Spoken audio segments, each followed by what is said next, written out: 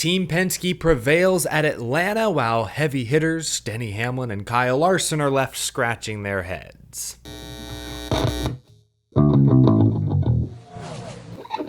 How's it going, y'all? My name is Eric. Welcome to Out of the Groove. Round 1, Race 1. The NASCAR Cup Series playoffs are here, and boy, they got off to an eventful start at Atlanta Motor Speedway. We'll break down the finish in a few moments, take a close look at the points, but let's start with that jump scare late in stage 1. Look, I get that spooky season is right around the corner. I love Halloween. My fiance and I went out shopping for Halloween decorations this weekend, but I wasn't expecting the jump scares to hit in early September. Suddenly, Kyle Larson snaps out of line, huge impact into the outside wall. Then Chase Briscoe, a fellow playoff contender, piles in. Holy moly. I was startled. I was shook. I cannot believe Kyle Larson was able to get out of his car. Chase Briscoe got right out of his car, both walking around. Larson over the radio, seconds after the impact, didn't even sound winded. How? That was one of the most vicious hits I have seen. Thank goodness Larson and Briscoe both appear to be physically okay.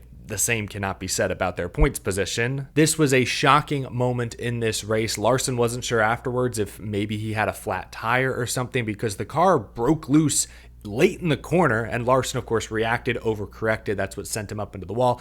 And Chase Briscoe, ARCA brakes, insert joke here. Hard to see, of course, with all that smoke. Just unfortunate timing that he got caught up in this crash. As far as Larson is concerned, that's 5 DNFs in the 6 new Atlanta races. 5 finishes of 30th or worse in the last 3 years. He doesn't have a top 10 finish yet at this new configuration. And he was running well before the car snapped on him. He was running top 5, was battling some of the Penske cars for the race lead. Just unfortunate. I don't know, maybe it was a mistake. Maybe there was a tire losing air. We may never know. It's unfortunate that the number 1 seed saw his first playoff race end less than 60 laps in. We'll look at the points in a moment. He's not in a terrible position, but he doesn't have the cushion he had before. So that first moment in the race, whoa, woke me up. Something else that got my attention early, and we will circle back to this later, but Team Toyota has not gotten off to a smooth start these playoffs. Qualifying yesterday, Denny Hamlin was slow. They had to change a plug wire. Out of precaution, they did the same change to both Martin Truex Jr. and Ty Gibbs' cars, so 3 of the 4 Gibbs cars had to start at the rear of the field today. More technical troubles, more engine troubles. TRD does not have a clean recent track record. Bad timing, of course, for these issues to pop up the first race of the playoffs. Not entirely unexpected, but still unfortunate. But while Ty Gibbs and Martin Truex Jr. pretty quickly worked their way up into the top 20, then the top 15, they actually both earned stage points the opening stint. Denny Hamlin, thought to be one of the best drafters in the NASCAR Cup Series garage, did not move forward. In fact, his average running position the entire race today, according to Alan Cavanna, was 30th. 30th place, battled loose handling conditions all day long, battled who knows what. That car must have been evil. And the fact that they were unable to make any significant adjustments all day long, it did not get better. I'm not sure I saw Denny Hamlin make a single pass for position under green flag conditions all day. I'm not even sure he attempted to make a pass under green flag conditions all day. At one point, he was like in mid-20s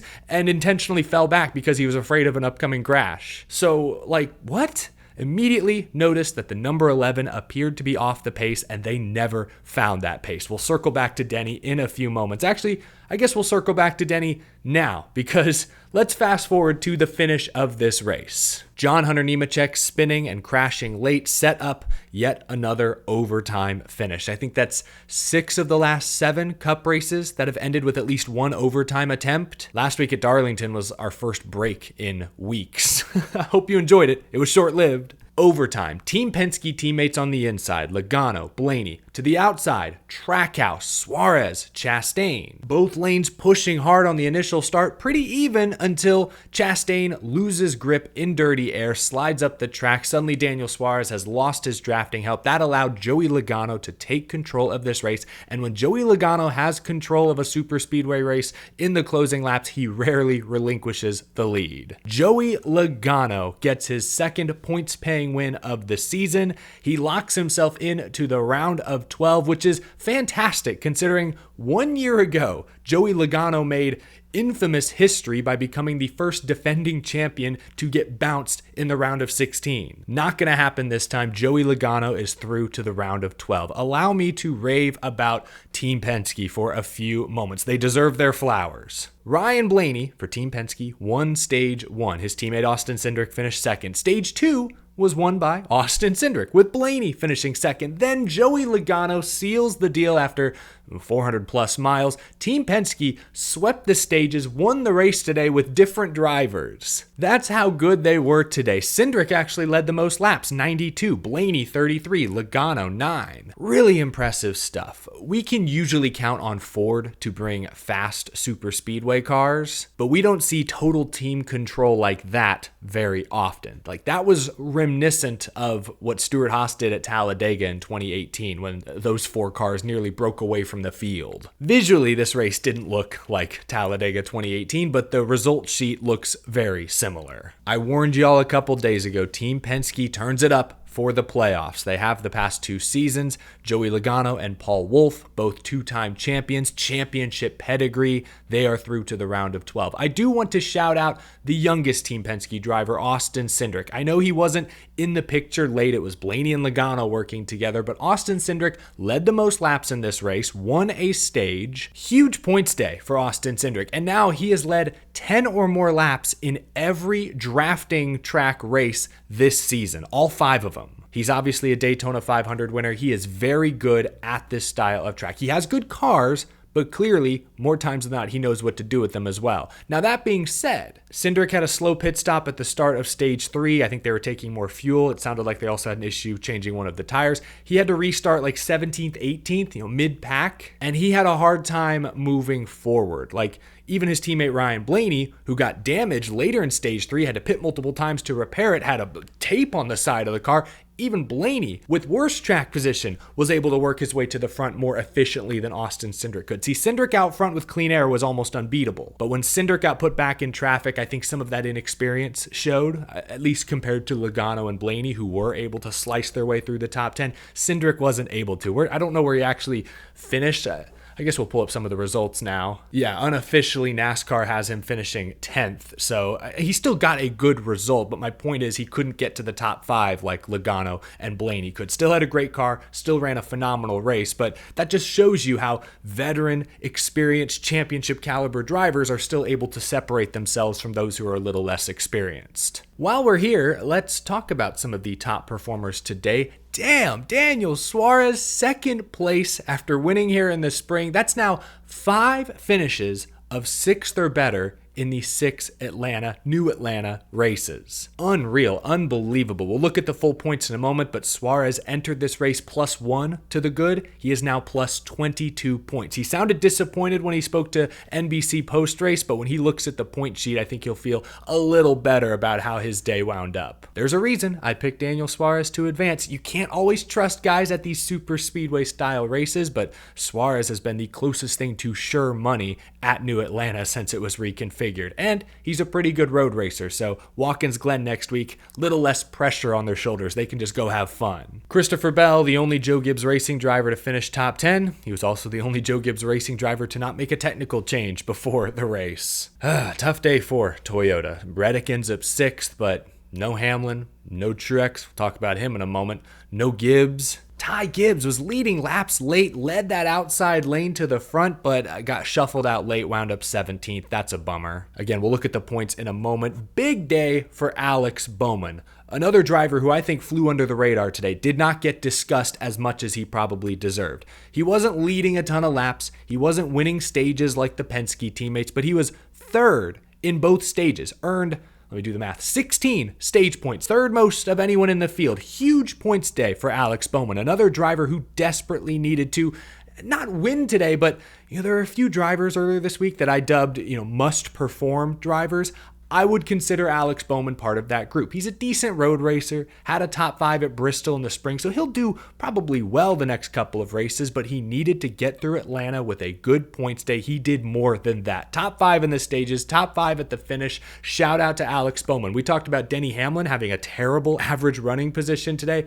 Alex Bowman may have had the best average running position today. I'd love to see this stat. I don't think he left the top 10 once. Solid result for his teammates, Elliott and Byron, who were kind of in the mix, top 5, top 10 most of the day. They come out of here with good finishes. Kyle Busch not in the playoffs, but once again for the 3rd, 4th, 5th straight week, making some noise. Before we look at the points, I said we were going to circle back to Denny Hamlin. This was one of the worst races I think I've ever seen that number 11 team run, just from start to finish. Not once did Hamlin sound confident over the radio that they could race up through the pack. I don't think he cracked the top 20 once. He's credited with a 24th place finish. I think that was the best he ran all day. And he still, despite hanging out in the back, playing it safe, he still ended up with a destroyed race car. Yeah, big crash, of course, coming out of turn 4 on the final lap. Denny Hamlin in the middle of it. Wow. So, I mean, some of that's just bad luck, of course, but bad car, bad execution. It was all bad. Just a really bad day for Denny Hamlin. I cannot express how shocked I am that today went so horribly wrong. On that uplifting note, I guess let's look at the points. Joey is locked into the next round. Blaney, Bell, Reddick, solid points cushion. Alex Bowman, Austin Cindric, plus 27. Kyle Larson, despite only earning 1 point today, is still 15 points to the good. Just goes to show you how important the regular season still is. Finished second in the regular season standings. That came with playoff points. Won 4 races. That came with playoff points. So Larson, he can't afford another major hiccup this round, but you're allowed 1 mulligan in the early rounds if you put together a fantastic regular season like he did. So he's still plus 15, sweating a little, but not desperate. 11th on back. Desperate. And yes, that includes Denny Hamlin. I like Watkins Glen and Bristol. Watkins Glen, remember, Goodyear is bringing a softer tire that's expected to wear out. Hamlin, a veteran, good at saving tires. He proved that at Bristol in the spring. We go to Bristol next. So Denny Hamlin, I think, is still going to advance, but Kyle Larson can't afford any major issues. Denny Hamlin can't afford any minor issues the next 2 weeks. No huge surprises below the cut line, if you ask me. I think I had Briscoe, Burton, and Truex out after this first round. Feel bad for Chase Briscoe. Again, caught up in that big Larson crash. Harrison Burton caught up in that big crash at the end, but he also didn't contend for stage points, which I said on Thursday he was going to need to do. And Truex, man, I feel for him as well, because he was just having an okay race. Again, I said he drove through the field, actually got a couple of stage points early on, and then he just gets caught up in someone else's crash. Chris Buescher gets loose, clips Ryan Blaney, who then collides with Truex, knocks the steering all out of whack. They grinded to keep him on the track, but obviously he was off the pace, finished 35th. Truex entered these playoffs, I believe, with 5 straight finishes outside of the top 20. Let's make it 6 in a row. Races like this, not his fault, not of his own doing, but whatever it is, Truex can't seem to shake this rough streak. It's like the universe is telling him he should have retired early. Sucks to see. He's only 15 out. We know how great he is at Watkins Glen. He should be good at Bristol, so he's not out of it by any means, but he is in a big, big points hole. So there's a good look at the playoffs as they currently run. 2 weeks from now, the top 12 will advance. The bottom 4 will get eliminated. That is about it for the on-track drama. There was plenty of off-track drama this weekend regarding the new charter agreement, but we will cover that this week. No pun intended, but we are in uncharted waters there. Let's put this race on the Groovy Gauge. The Groovy Gauge is powered by Electric E-Bikes. Head to electricebikes.com to learn more. I thoroughly enjoyed this race. I'm really enjoying this super speedway intermediate hybrid that Atlanta has become, where we see guys snap loose and spin, drift up the track. You can't stay locked to your drafting partner's bumper. Like, handling plays a role. The track changes. Yet we still see those big 2 and 3 wide moves, large packs racing up front towards the end, teammates working together, or in the Xfinity Series race, manufacturers not working together, that drama. There's a lot I like about Atlanta. It is roughly a 2-lane track. Sometimes guys like Eric Jones and others would make that 3rd lane work, but it took time. It was sketchy. I also like that while there was plenty of jostling for position, shocking moments, when you look at the top 10 finishers, it's 10 really good drivers in fast cars. In fact, 9 of the top 10 finishers today were playoff drivers. Like, we're not going to say that after Talladega in a few weeks. I guarantee you. And the 10th guy was Kyle Busch, who arguably was the fastest guy to not make the playoffs the way he's run the last few weeks. So, like, the best drivers and teams, for the most part, still bubbled to the front. I respect that. I love an upset winner from time to time, but I want to see them earn it. You had to earn this victory at Atlanta today. I'm going to go 82 on the Groovy gauge. Kind of a specific number, but sort of in between the scores I've given Daytona and Darlington the past few weeks. 82. That's my score on the Groovy gauge. Let me know if you agree, disagree down in the comment section below. Atlanta added to the playoffs. Watkins Glen next week, another new playoff race. Excited to see how that goes. That's going to do it for this episode, folks. Thank you so much for watching. Leave a like if you enjoyed. Subscribe for more NASCAR content, commentary, news, rumors, race recaps, and so much more. Big thank you to my Patreon supporters as well. I will see you all this week. New episode every single day. Have a wonderful rest of your weekend, folks. I'll talk to you again soon.